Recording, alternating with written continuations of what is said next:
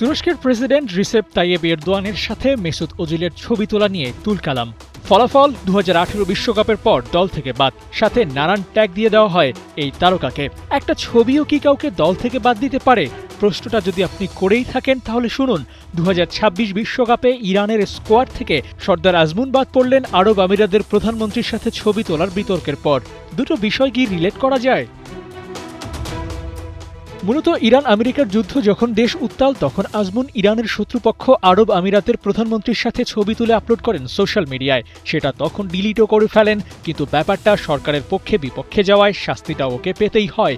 কিন্তু বিষয়টা এতটাও গভীরে যে যাবে তা কি জানতেন আজমুন? বিশ্বকাপ দল ইরান ঘোষণা করেছে ঠিকই, কিন্তু সেখানে নাই তাদের বেস্ট পারফর্মার। সর্দার আজমুন দলটির সবচেয়ে বেশি গোল করা প্লেয়ারদের তালিকায় দ্বিতীয়তে আছেন। 91 ম্যাচে করেছেন 57 গোল। গেল 2 আসরেই ইরানের হয়ে পারফর্ম করেছেন আজমুন, কিন্তু শৃঙ্খলা ভঙ্গের দায় ওকে ছাড়াই দল ঘোষণা করেছে ইরান। সেরা দল নিয়ে বিশ্বকাপে পারফর্ম করার সুযোগটা যে ইরান হারিয়েছে তা বলতেই হয়।